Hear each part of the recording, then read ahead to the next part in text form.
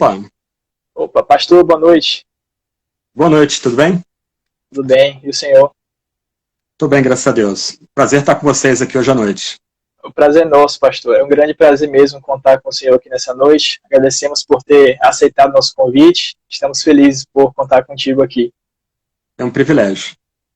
Pastor, antes de começarmos a nossa conversa aqui, queria apenas falar sobre o evento. Aqueles que não puderam participar do nosso primeiro dia ontem, queria falar que nós temos o tema do nosso evento, que é Enquanto a Fé é Formada, e o tema é os Salmos de Romagem em Tempos de Reclusão. Talvez você se pergunte por que a gente ter escolhido esse tema. E a nossa intenção é que em tempos de pandemia, onde nós tivemos nossas rotinas alteradas, e as igrejas estão com as portas fechadas, o povo de Deus está impedido de adorar em ajuntamento solene, nosso coração está partido, né, triste diante dessa situação. E nós estamos desejando o mais rápido possível retornar às portas de Sião. Estamos com saudade de casa. E é justamente nisso que nós encontramos a ligação com os Salmos de Romagem. No Salmos de Romagem nós encontramos a identificação porque o povo cantava esses salmos durante a sua peregrinação a Jerusalém para adorar o Senhor. Então, na noite de ontem, nós iniciamos o nosso encontro com o reverendo Paulo Brasil, que deu o início da jornada, né? Falou sobre o início da jornada, que são os Salmos 120 até o 122. E hoje nós iremos ver com o reverendo Franklin Ferreira sobre os perigos da jornada. Então, a primeira pergunta que gostaria de fazer ao reverendo Franklin é que irá abordar o Salmo 123, 124 até o 125 e 26, é que ontem nós vimos sobre o desejo de estar na presença do Senhor. Mas na peregrinação cristã nós encontramos perigos e obstáculos em nossa caminhada rumo a Jerusalém Celestial. E no Salmo 123, especificamente, fala de desprezo, do escárnio e dos soberbos para com o povo de Deus. Você poderia falar um pouco sobre esse salmo e também tocar nesse ponto a respeito de como o cristão deve lidar com o escárnio e desprezo? Ok, obrigado pela pergunta. Esse é um dos trechos mais amados do Saltério, que já é um livro bastante amado e apreciado pelos cristãos, né? Como já foi dito aí, o tema geral dessa conferência virtual, Os Perigos do Caminho, e o reverendo Paulo ontem, né, um homem que conhece bastante o Antigo Testamento, já deu um contexto aí do Saltério, né, e é interessante, antes de entrar propriamente na pergunta, destacar dois pontos aqui que eu julgo de valor, até para conectar com o que outros colegas vão fazer, o reverendo Josafá, o reverendo Eber, né, na continuação aí, é que esses salmos muito provavelmente eram cantados pelo povo de Israel, quando eles literalmente subiam na direção de Jerusalém, que tem a ver com o Salmo 122, inclusive. A cidade de Jerusalém, colocada em mais ou menos 700 metros acima do nível do mar. Então, é bem bonito a gente imaginar, conhecendo um pouquinho da geografia ali daquela terra, o povo vindo das várias tribos e literalmente subindo, né? É assim que a Bíblia de Jerusalém dá nome a esses salmos, né? Cânticos de subida, ou os cânticos das subidas, né? Ou dos degraus, como a NVI também traduz, ou sugere, melhor dizendo, né? Então, esses salmos que vão do 120 ao 134, muito provavelmente eram cantados pelos peregrinos, enquanto eles subiam para as grandes festas na cidade do nosso Deus, né? Sião, para adorar a Deus, fazer sacrifícios, ser coberto ali pelos sacrifícios feitos. Um outro ponto que eu julgo importante aqui ressaltar é que nossas Bíblias, a palavra Senhor, que é bastante empregada nesses salmos, ela é destacada. A gente chama aí o destaque, ele é colocado em versalete. Isso lembra, então, que no hebraico, a palavra que se encontra aí é Yavé, ou Javé, aquele nome que nunca é pronunciado pelo judeu piedoso, o nome santo, que pode ser traduzido como eu serei o que serei, eu sou aquele que é, traduzido em algumas versões bíblicas, como a nova tradução da linguagem de hoje, por eterno, né? Então, o eterno, alegrei-me quando me disseram, vamos à casa do eterno, a ideia de que o nosso Deus, ele vive fora do tempo, ele é o criador de todas as coisas, a gente vai falar sobre isso daqui a pouco, num desses salmos, né? Ele é o criador de todas as coisas, não só do mundo, mas até mesmo do próprio tempo.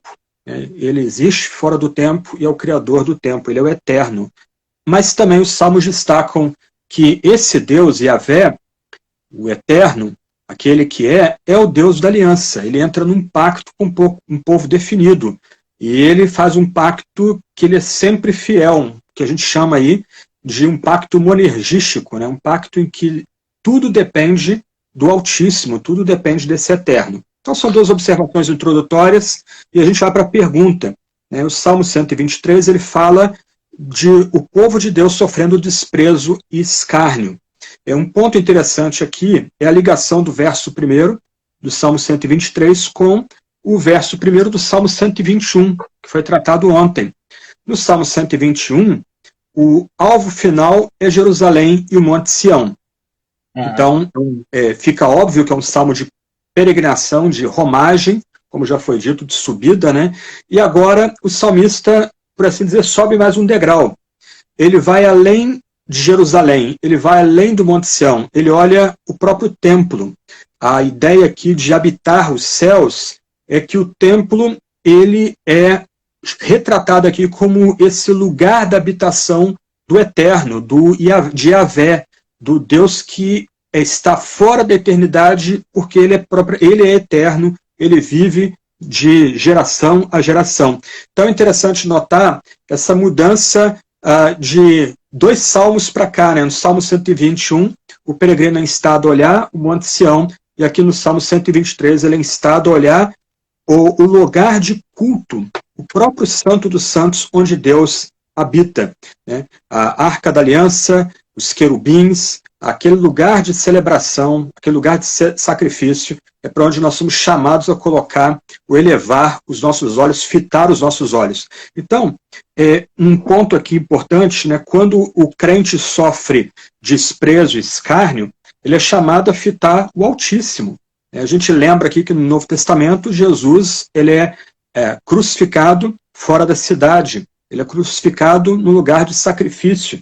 Nós somos chamados a colocar os nossos olhos no Eterno e em seu Filho, gerado eternamente, que nos cobre com seu sacrifício, ele expia o nosso pecado, ele nos substitui em seu sacrifício remidor. Então, um ponto importante aqui é quando o fiel ele é sujeito ao escárnio e ao desprezo, ele deve colocar os seus olhos no Eterno, deve levantar os seus olhos e fixar os seus olhos naquele que é eterno, no lugar de sacrifício, onde a paz é celebrada entre o Eterno e seu povo por meio do sacrifício do Messias.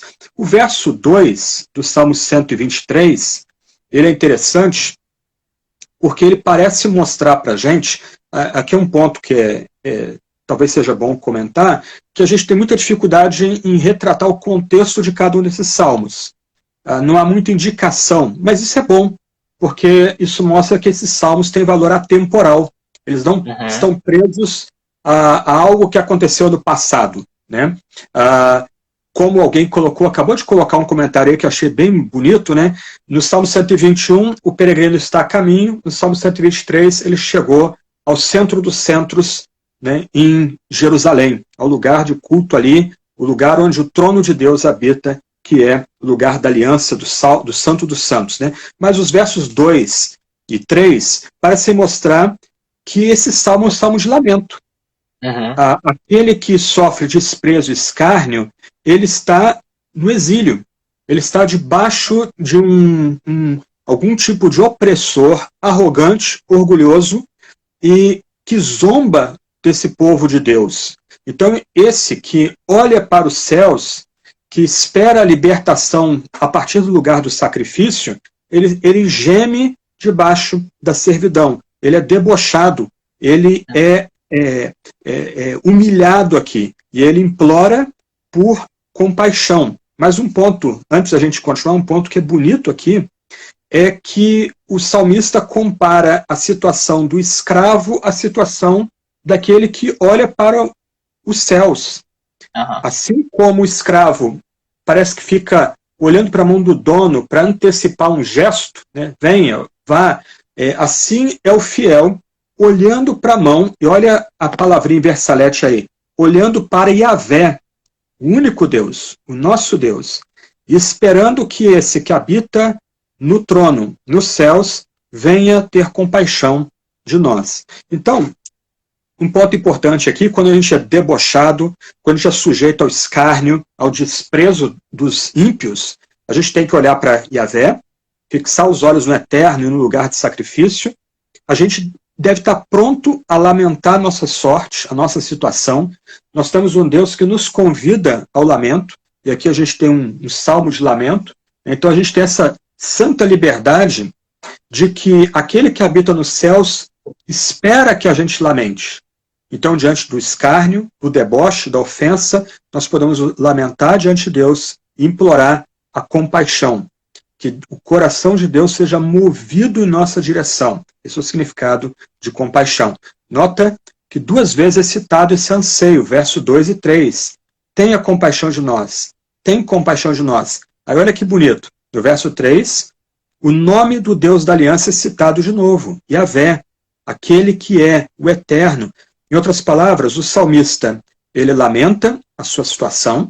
Muito provavelmente ele está debaixo da opressão, talvez aí debaixo da ocupação militar inimiga, provavelmente aí sobre a Babilônia, mas ele eleva os olhos para o lugar de culto, ele eleva os olhos para onde o santo está, ele espera que por meio dos sacrifícios feitos ali, aquele que cobre a multidão de pecados venha ter compaixão daquele que é debochado, daquele que é vítima do escárnio e da humilhação. O verso 4, o verso 3 e verso 4, lembram a gente aí de que provavelmente esse salmo aí tenha sido escrito após o período babilônico. Talvez o povo no exílio, ou talvez o povo retornando do exílio de volta para o lugar onde Deus habitava, onde a glória de Deus habitava. Mas um ponto interessante aí é que nós podemos ter uma atitude, ainda no verso 2, não só de lamento e de súplica da compaixão de Yahvé, mas de dependência.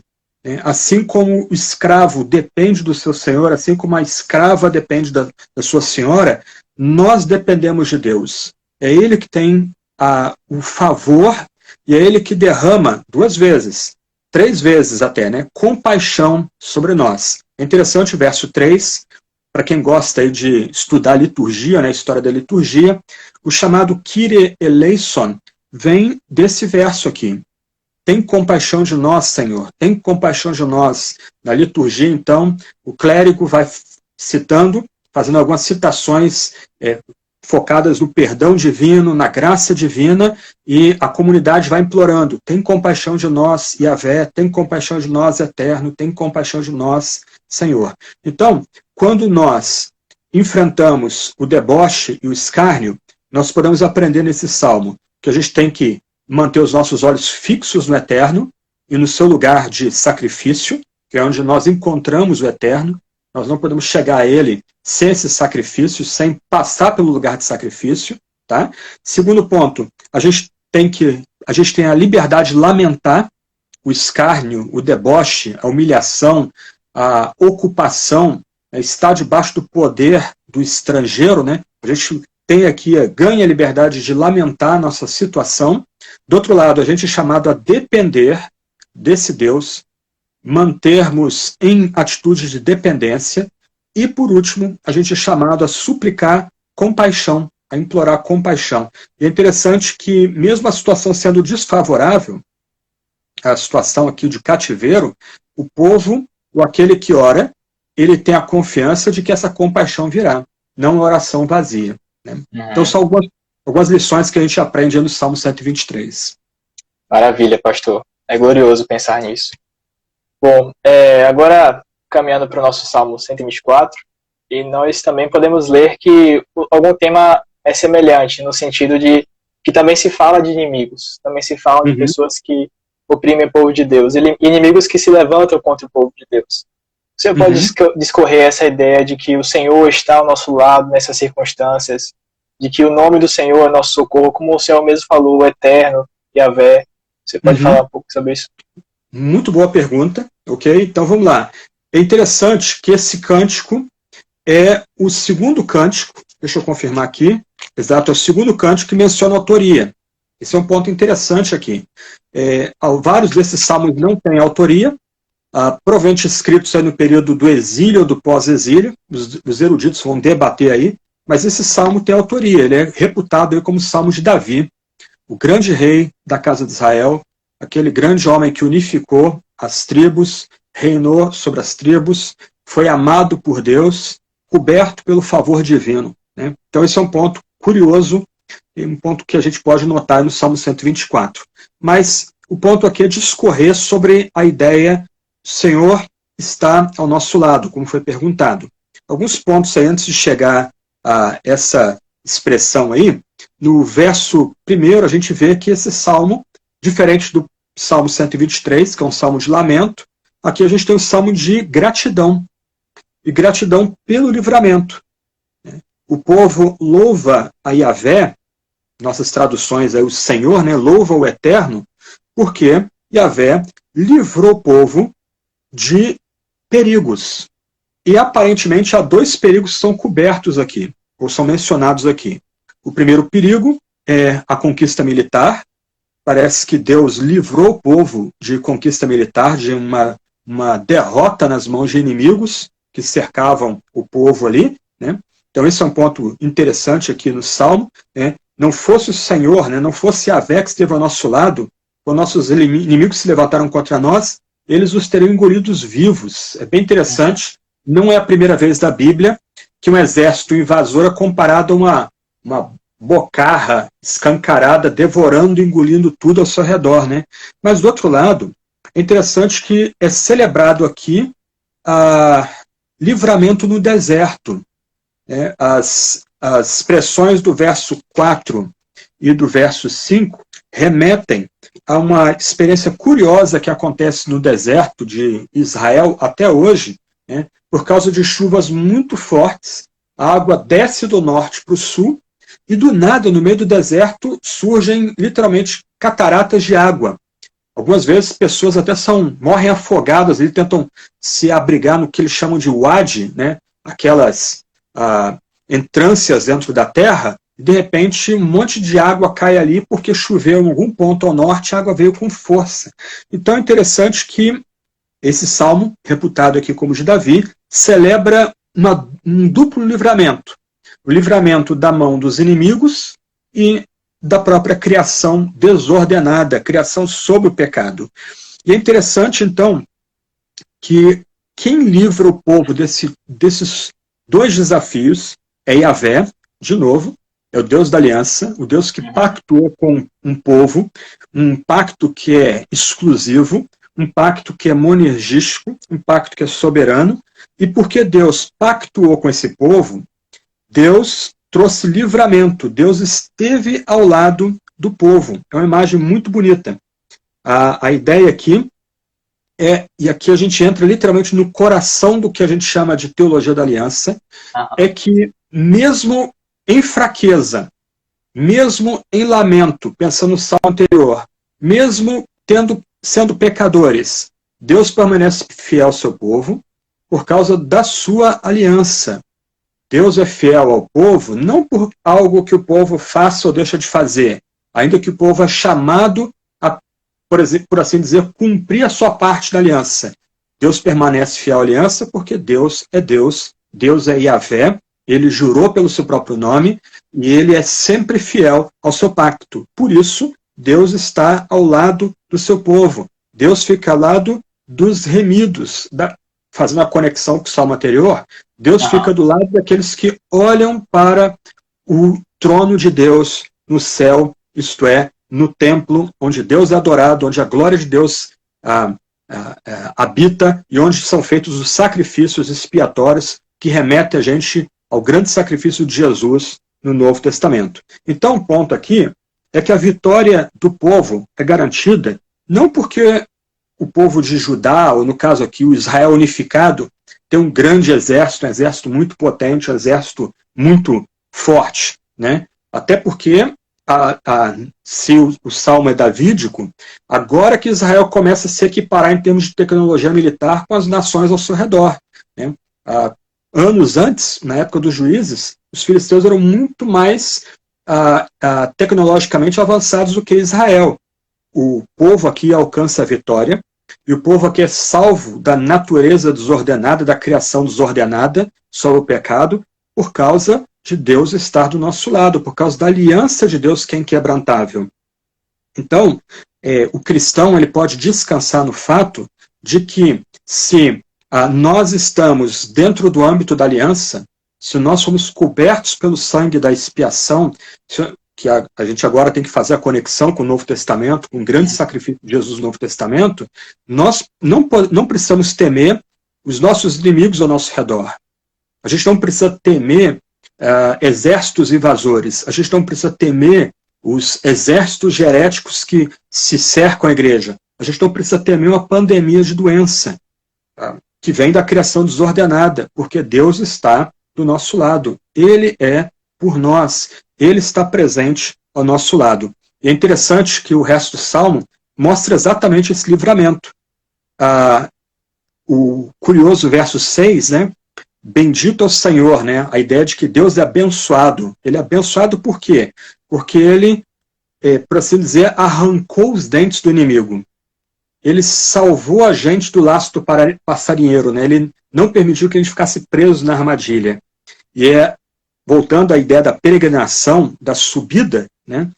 O nosso socorro, assim termina o Salmo, está no nome de Yahvé, o nome do Eterno, o nome do Deus pactual, que fez os céus e a terra. Em outras palavras, quem é o Deus que está do nosso lado?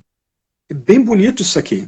Por que a gente não precisa temer os exércitos invasores? Por que a gente não precisa temer uma criação desgovernada, uma criação serva do pecado? Porque Yahvé, o Eterno, ele criou todas as coisas. Tem algo mais poderoso do que isso? A gente é remetido aqui a Gênesis. Gênesis é impressionante, capítulo 1. Deus dá uma ordem e pela sua palavra criativa tudo é feito. Tudo que nós temos no céu e na terra é chamado à existência por um Deus que é eterno, um Deus que está fora do tempo, um Deus que é o criador do tempo, um Deus que existe de eternidade a eternidade, e esse Deus é o criador do céu e da terra. Então, o salmista aqui lembra que o nosso socorro está naquele que fez os céus e a terra, no único Deus criador. Nas religiões rivais aí da fé de Israel, no Antigo Testamento, havia a noção de que uma guerra entre divindades é que criou os céus e a terra. Ou, de alguma medida, os céus e a terra são derivados da divindade, são uma extensão da divindade, uma ideia panteísta que era muito comum naquela altura. Aqui, o nosso salmista, há não sei quantos séculos atrás, né, talvez 10 séculos atrás, talvez mais, né, ele vai lembrar que o nosso socorro vem do Eterno, o Eterno está do nosso lado, porque ele criou todas as coisas. O salmista aqui faz um corte radical entre o Criador e a criatura. Né? A criatura é um sopro, o Criador é eterno, ele existe de geração a geração, ele não está preso ao tempo, ao fluxo espaço-temporal, ele habita fora do fluxo espaço-temporal. Né? E ele que vem ao nosso alcance. Gente, isso aqui, para mim, é maravilhoso, muito relevante vocês escolherem da gente estudar esses salmos nessa semana, porque o que a gente nota aqui nesse Salmo 124 é que o crente, e aqui eu encerro essa resposta, ele não precisa temer inimigos físicos ou inimigos imateriais, inimigos que venham da humanidade ou que sejam fruto de uma criação sob o pecado desordenada, porque o nosso Deus está conosco, o nosso Deus está ao nosso lado, o nosso Deus é o Eterno que criou os céus e a terra. Isso a gente tem que cantar, né? A gente tem que celebrar isso aí. Daqui a pouco, os nossos amigos aí vão cantar com a gente aí, né? Bem lembrado, pastor. Inclusive, eu vou, antes de passar para a terceira pergunta, apenas lembrar para você que está chegando agora que para poder participar do sorteio, que hoje nós iremos sortear 7 livros, você precisa apenas seguir 3 páginas, essas que estão fixadas no comentário, Teologia Saudável, Blog Conformados e 3 Adelfos, e comentar a hashtag EFR Virtual. E depois da devocional feita pelo reverendo Franklin, nós iremos ter um momento de louvor com o reverendo Charles, onde nós iremos louvar com alguns salmos e então dar o resultado do sorteio. Mas voltando aqui agora ao nosso devocional, glória a Deus, pastor, por isso é um consolo grande para a nossa alma. E falando em consolo e confiança no Senhor Deus, nós então chegamos no Salmo 125, que é muito conhecido também. Uhum. E no Salmo 125, me parece que essa seria uma resposta aos dois salmos anteriores, como que dizendo para que nós devemos confiar no Senhor em meio a situações de sofrimento, finalizando com esse termo, paz sobre Israel. Você poderia falar sobre isso? Sim, só dar um abraço aí no amigo André Bahia, acabou de entrar aí, grande amigo aí, grande presbiteriano aí, ok? E assistam Charles Ligian, são um casal de amigos muito chegados aqui da nossa família, vão ser uma benção aí vocês ouvirem eles aí celebrando e louvando ao Senhor por salmos. Então, logo depois, assistam e permaneçam ligados aí para ouvir as instruções para ouvir o Charles e a Ligian, tá? Mas o Salmo 125, de certa forma, é um tipo de resposta aos salmos anteriores. Mas o que tem um ponto aqui, né? Não é dada autoria nesse salmo, ok? Só vai ser mencionado autor de novo no Salmo 127. Os próximos dois outros salmos não têm autoria. E é interessante até notar a estrutura, né? Nós temos aí 2 salmos sem autor, aí vem um salmo com autoria. Depois nós temos 2 salmos sem autoria, um salmo com autoria, depois um salmo sem autor, um salmo com autoria, depois 2 salmos sem autoria e um salmo 127 com autoria, né? No caso 127 sendo atribuído a Salomão. Então é interessante essas jogadas, parece que o editor do Saltério, ele realmente pensou numa estrutura litúrgica. Então, a sua pergunta tem razão de ser, né? Parece que o Salmo 125 é colocado aqui como um tipo de resposta mais clara ou mais óbvia aos salmos que vieram antes. Mas o ponto interessante é que ainda que esse salmo aqui seja um salmo cheio de confiança em Yahvé, é um hino de confiança, né? Confiança transborda do Salmo 125, a situação também é de ocupação.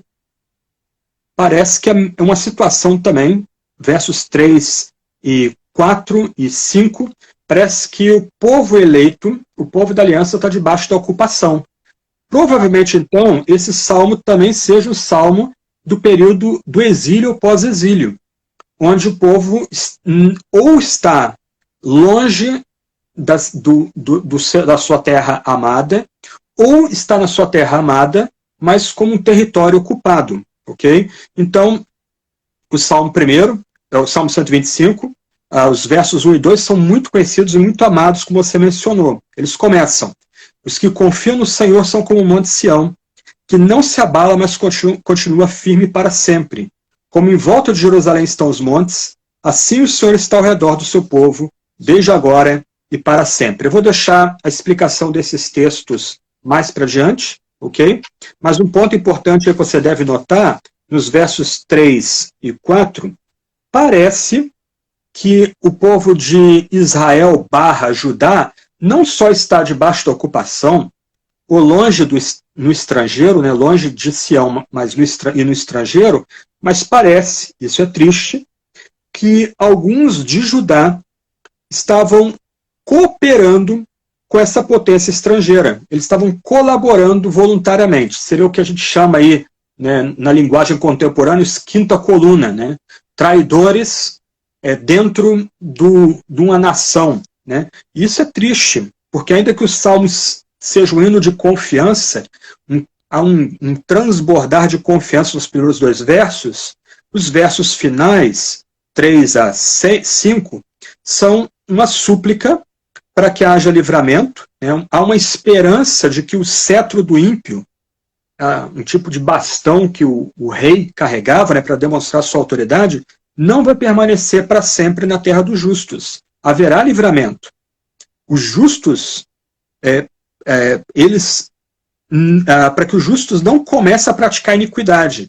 Parece que a ocupação aqui é tão severa que talvez, isso aqui a gente encontra a reminiscência no sermão de Jesus, Mateus 24 e 25, se esses tempos não fossem abreviados, até seria possível os eleitos errarem o seu caminho. Então há essa esperança de que esse Senhor, que é maior do que o Monte Sião, que não se abala, venha em socorro do seu povo, para que o cetro dos ímpios seja banido e os justos venham a gozar paz.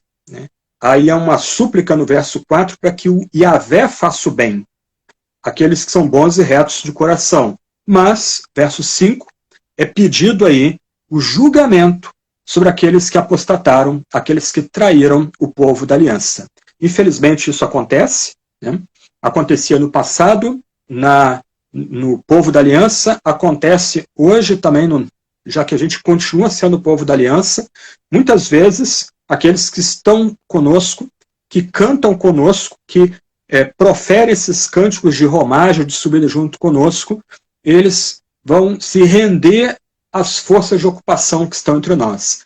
Aqui eu gosto muito de uma imagem que vem de C.S. Lewis, em Cristianismo Puro e Simples, que ele diz que o cristão ele é como um guerrilheiro, né? O nosso combate nunca é aberto, porque nós estamos num território ocupado, né? Uhum. Nosso combate é um combate retaguarda. Então aqui a gente é lembrando que se não fosse a aliança divina, nós poderíamos ser cooptados pelo inimigo e passar a lutar contra a nação santa, contra esse povo escolhido, contra a comunidade pactual. E o texto termina com uma súplica: paz sobre Israel. Shalom para o povo de Israel. A ideia de shalom aqui é mais do que ausência de guerra. A ideia de shalom tem até conexões com a ideia de prosperidade, né? A ideia de shalom é que não só a guerra cessou por causa da aliança, mas agora há uma comunidade renovada, a paz, a harmonia, a alegria.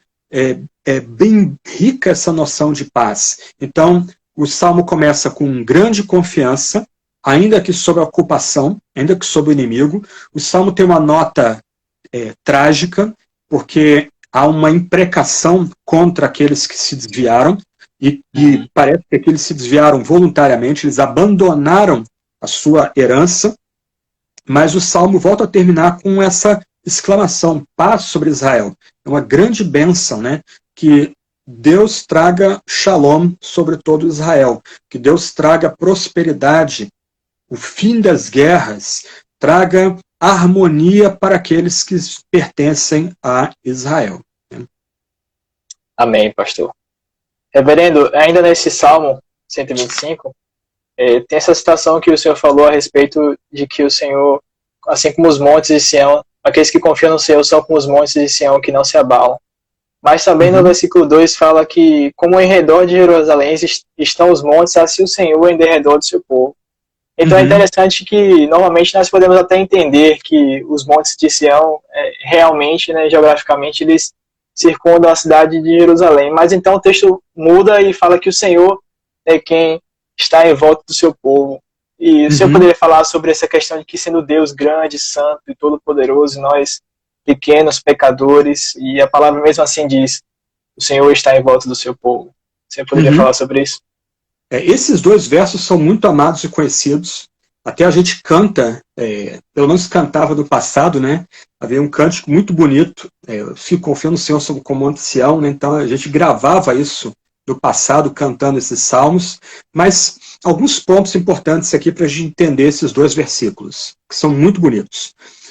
Primeiro, a mentalidade hebreia é uma mentalidade diferente da nossa mentalidade. Nós somos basicamente gregos, nós pensamos em categorias metafísicas, em ideia. A mentalidade hebreia parte do concreto.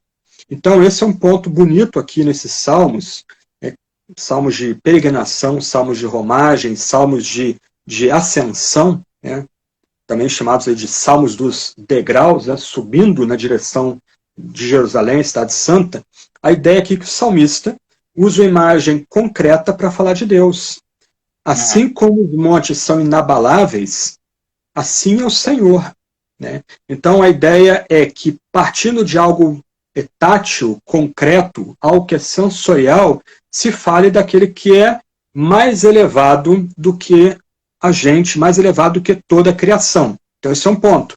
Na mentalidade hebreia, parte do que é concreto, do que é real, para aquilo que é mais elevado, daquilo que é abstrato. Então, o Senhor, duas vezes aqui, ele é comparado com um monte que não é removível, não pode ser mudado. O Senhor é comparado, né, agora a proteção que Jerusalém tinha, porque haviam outros montes ao seu redor. Então, do concreto para o abstrato, daquilo que é tátil para aquilo que é eterno, que é espiritual. Então, essa é a forma hebreia de pensar, uma forma bem prática, né? Bem diferente da nossa. A gente já pensa em atributos, né?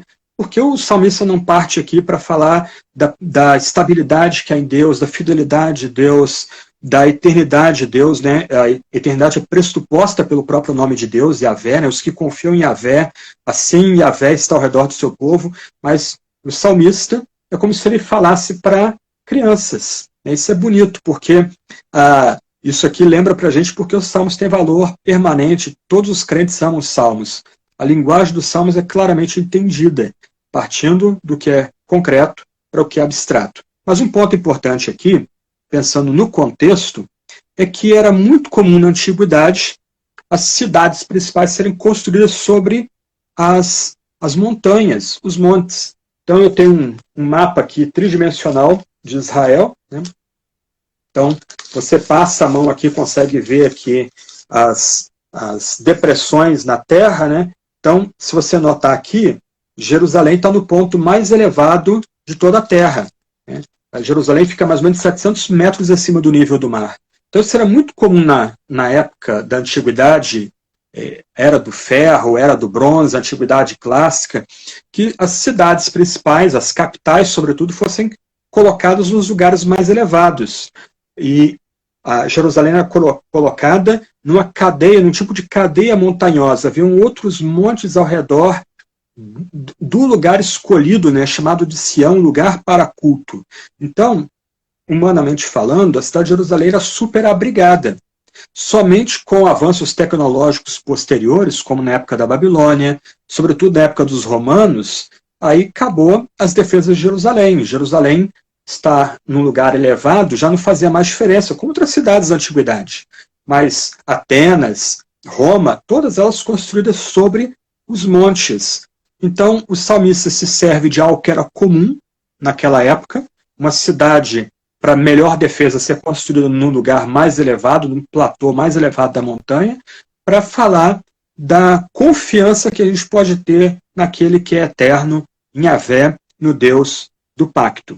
E a ideia aqui, então, chegando aos versos 1 e 2, é que do concreto para o abstrato, a gente lembra que assim como Jerusalém está abrigada por montes, e esses montes não se abalam, eles permanecem para sempre, né? O tipo de desgaste que eles sofrem é um desgaste invisível naquela época, né? Era o vento batendo ali, né? Não havia dinamite, não havia pedreiras como a gente tem hoje, né? Então, da mesma forma como Jerusalém está abrigada ali, assim é o Senhor ao redor do seu povo. Mais uma vez, a gente tem a imagem da aliança, uma comunidade que pertence a Yahvé, uma comunidade que está fixada em Yahvé por causa de uma promessa e um juramento que Yahvé fez a si mesmo. E esse juramento que Deus fez de se comprometer com esse povo, o povo eleito, o povo da aliança, foi selado por sangue, um sangue que remete a gente ao sacrifício único, eficaz e eterno que é feito em Jesus, nesse mesmo lugar. Mas a ideia aqui é que a gente pode contar com a proteção e o poder de Yahvé ao redor. Né? Ele é colocado ao redor do seu povo. Assim como os montes permanecem, não são abalados, estão firmes, assim é o Senhor ao redor do seu povo. E olha a nota bonita aí no final do verso 2. De agora e para sempre. Então, é bem bonito para nós aqui a confiança que nós recebemos, porque ainda que a gente seja ocupado, ainda que a gente seja afligido pelas tempestades e intempéries da vida, pela criação desordenada sob o pecado, ainda assim o Senhor está conosco. E é mais do que isso, o Senhor está ao redor do seu povo. Aqui a gente tem que pensar, talvez graficamente, né? O monte, o eterno que permanece. O seu povo num círculo e o eterno Yahvé cobrindo esse círculo todo. Mal e mal comparando, é que como se Deus fosse para nós um grande, imenso guarda-chuva que cobre toda a sua comunidade eleita e toda a sua comunidade pactual. Com isso, a gente não precisa, voltando ao Salmo todo, né, abandonar nossa fé como alguns. A gente não precisa ser pressionado a fingir que nós não somos da fé. Não, a gente deve permanecer, porque há uma esperança de que o Senhor fará bem a nós. Nós devemos permanecer, porque haverá retribuição para aqueles que praticam a iniquidade, para aqueles que desviam seu coração para caminhos tortuosos. Há esperança de que haverá paz para Israel, porque o Senhor está em volta do seu povo, o Senhor cobre o seu povo.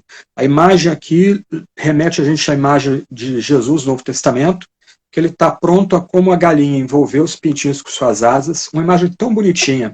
Para quem vive no campo, né, já deve ter visto aí o vento batendo no galinheiro e a galinha ali envolvendo os pintinhos mal se vê ali. Assim o Senhor queria fazer com Jerusalém, mas assim o Senhor faz com a sua nação eleita, com o seu povo eleito, com o seu povo escolhido, com o povo da aliança.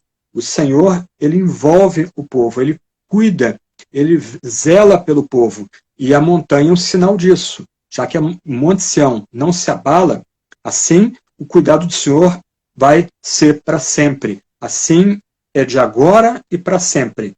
E, para terminar aqui, o de agora para sempre, eu acho bonito esse ponto, né? Porque quem está entrando no povo da aliança agora já usufrui esse benefício, né? Então, aquele que chega ao povo da aliança agora, se tem pessoas aqui que estão escutando a gente que ainda não foram cobertas pelo sacrifício do mediador da aliança, aproxime-se do Senhor da aliança. Corra para Yahvé, porque a cobertura que vem de Yahvé é de agora e para sempre.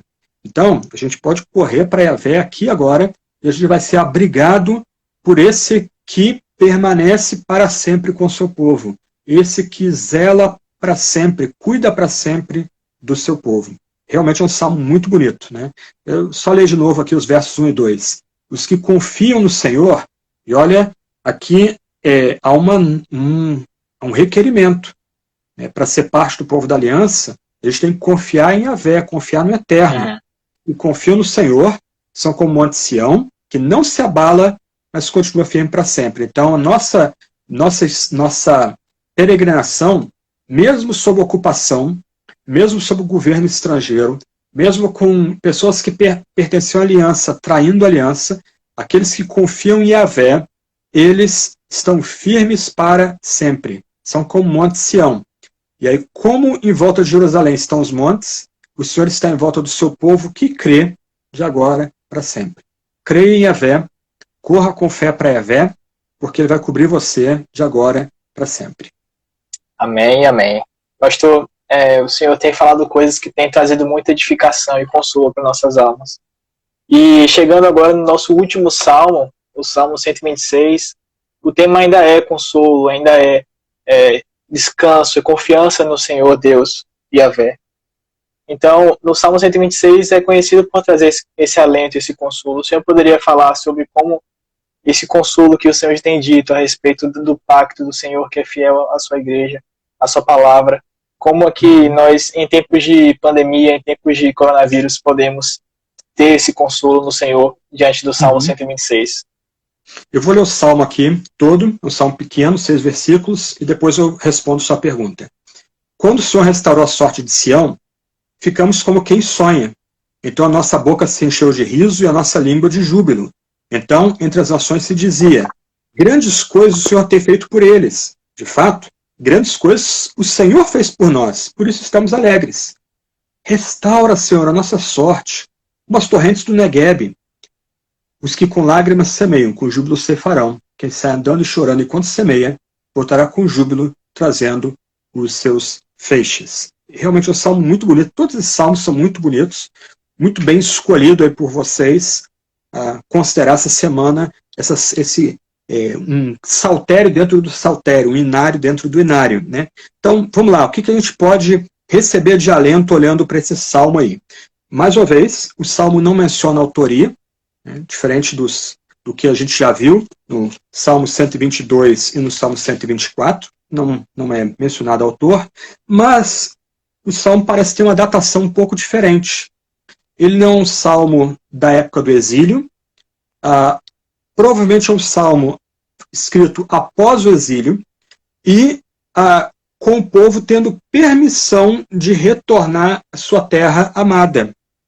Parece que o salmo aqui já reflete um outro tipo de experiência do povo, o povo voltando ao antiga Judá, ao final do cativeiro da Babilônia, no 6º século a.C. O contexto aqui são os livros de Esdras e Neemias, né? Quando Ciro permite que os exilados retornem à sua terra. E a gente aprende da Bíblia que isso ocorre porque Deus assim o fez. Deus torna Ciro seu servo. A gente aprende isso em Salmo 145, Isaías 45. Deus aqui coloca lá um gancho no nariz de Isaías, um tipo de brinco marcando Isaías como seu escravo pessoal, e o Eterno, Yahvé, o Deus da aliança, o Deus que faz a paz e cria o mal, ele faz com que Ciro leve o povo a retornar do exílio para a terra da promessa. E o povo volta com muita alegria. O Salmo retrata isso, essa alegria incontida do povo voltando do cativeiro. O verso 1 e 2, a gente vê essa expressão de louvor.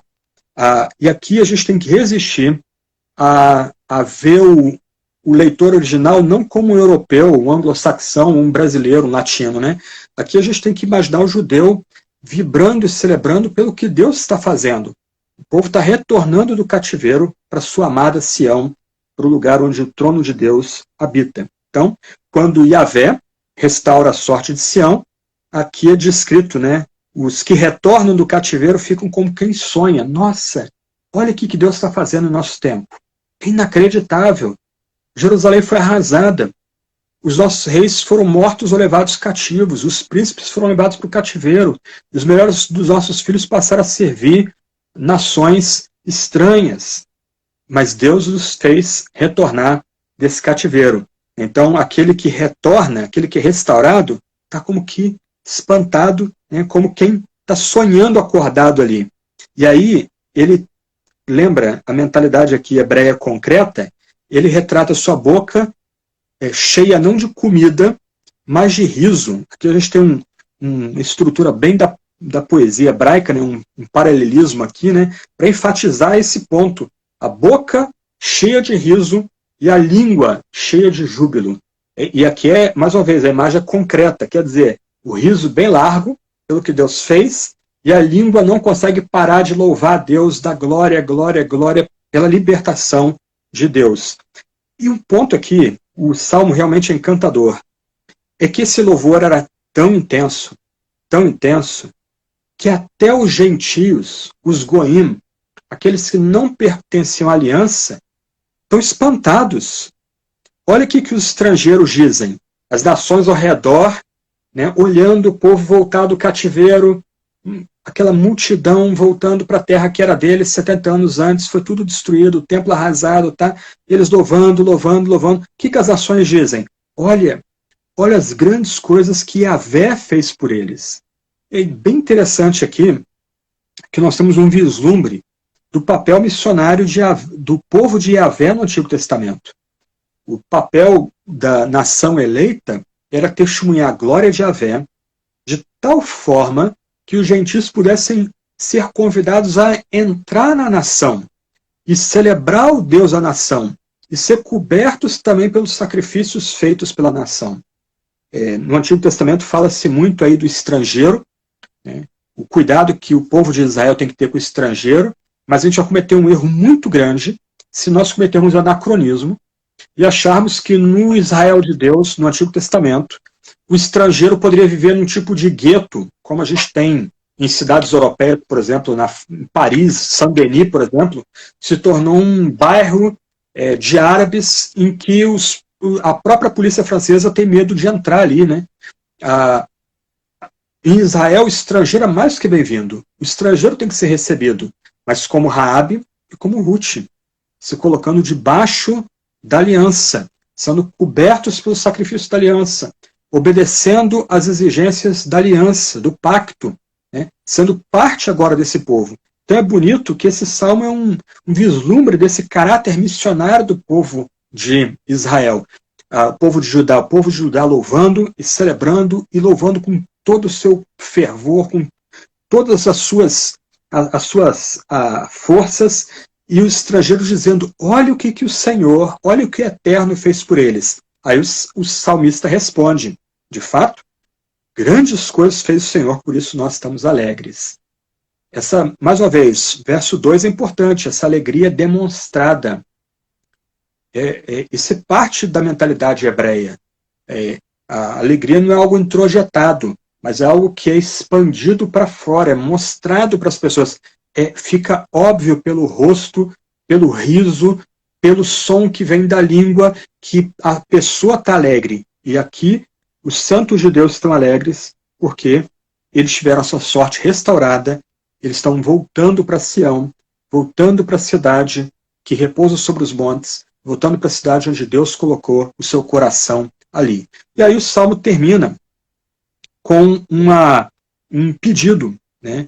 O salmo relembra o passado, então por isso que esse salmo provavelmente vai ter uma datação mais recente, o povo voltando do cativeiro, o povo já vivendo em Judá, talvez o povo aí na época de, provavelmente aí uma possibilidade, Zacarias, Ageu, Malaquias, quando depois de retornar para a terra da promessa, há um esfriamento espiritual, o engajamento com as coisas do Eterno já não são tão intensas, né?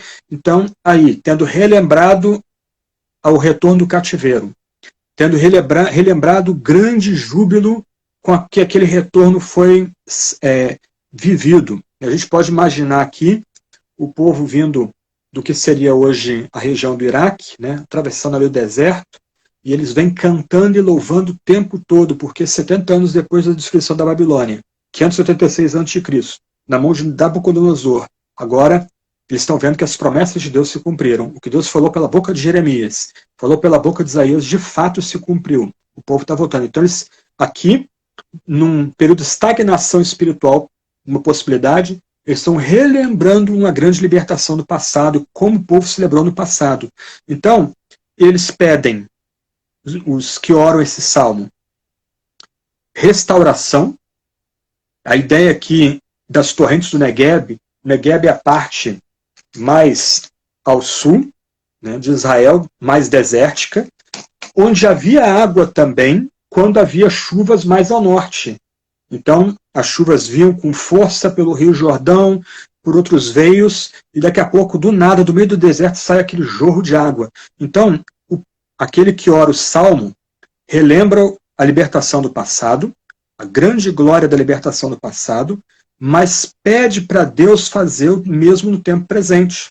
Pede para que Deus renove, sacie a sua sede. Essa é a primeira imagem. Então, o povo aqui se vê como no meio do deserto, com a alma ressequida, eles pedem para eles serem refrescados. E a outra imagem, que alguns interpretam como uma imagem de morte, porque no Antigo Egito a ideia de semear e ceifar tinha a ver com morte, mas a ideia aqui é com um trabalho em que aqueles que estão trabalhando duro ali não conseguem ver o resultado das suas mãos. O que é pedido aqui é que esse Deus que é eterno, esse Deus que restaura a sorte do seu povo, esse Deus que vela pelo seu povo, esse Deus que é o Criador dos céus e da terra, esse Deus conceda a grande colheita, para que o povo, 2 vezes é dito, tenha júbilo na presença do Eterno. Venha celebrar o Eterno como celebrou no retorno para a terra de Judá. Que sai andando e chorando enquanto semeia. Aqui é uma nota de confiança. Voltará com júbilo trazendo seus feixes. A ideia aqui é que esse Deus Eterno não muda, como ele agiu no passado. Ele vai saciar nossa alma, a sede que nós temos, e ele vai dar sentido para a obra das nossas mãos. Elas vão ter significado de fato. Então essas são algumas lições que a gente aprende do Salmo 125. Deus agiu no passado, vai agir no presente. Deus vai inverter as lutas do seu povo. Deus domina o mal e traz o bem. Deus muda sofrimento para bênção. E por isso a gente pode continuar celebrando, com a nosso riso e nossa língua, jubilando na presença de Deus. Amém, glória a Deus por isso. Pastor, foi um tempo precioso, viu? Eu fui muito edificado e acredito que o pessoal também que está acompanhando pelos comentários também parece ter sido muito edificado. Louvo a Deus por sua vida e ministério, por ter aceitado nosso convite. E agora, para a gente se despedir, onde podemos encontrar seus livros, seus artigos? O que é que o senhor pode indicar para o pessoal poder acompanhar o seu trabalho, pastor? Os meus livros podem ser comprados direto com as editoras, Vida Nova e Fiel. Aqueles que quiserem comprar direto com eles podem fazê-lo. Na Amazon também esses livros estão disponibilizados. E eu criei um perfil na academia.edu, onde eu estou disponibilizando gratuitamente um monte de material meu, monografias, ensaios, entrevistas. Por exemplo, há um texto meu lá que eu tenho muito carinho, que é o uso dos salmos da devoção cristã. Como a gente pode incorporar esse livro riquíssimo em nossas orações, uma tradição aí que remonta a Agostinho, Calvino, Lutero, os puritanos, como Bailey. Então, aqueles que quiserem dar uma olhada em outros materiais meus, podem procurar o meu nome, Franklin Ferreira, no academia.edu.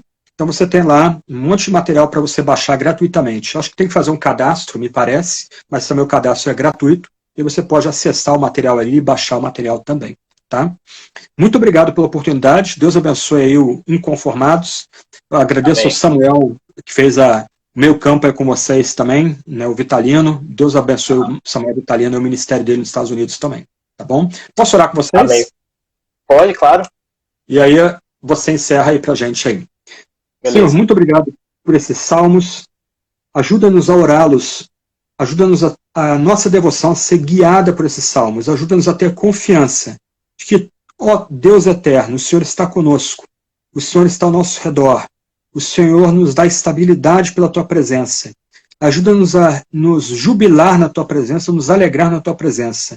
Ó Deus bendito, em nome do nosso mediador Jesus que oramos. Amém. Amém.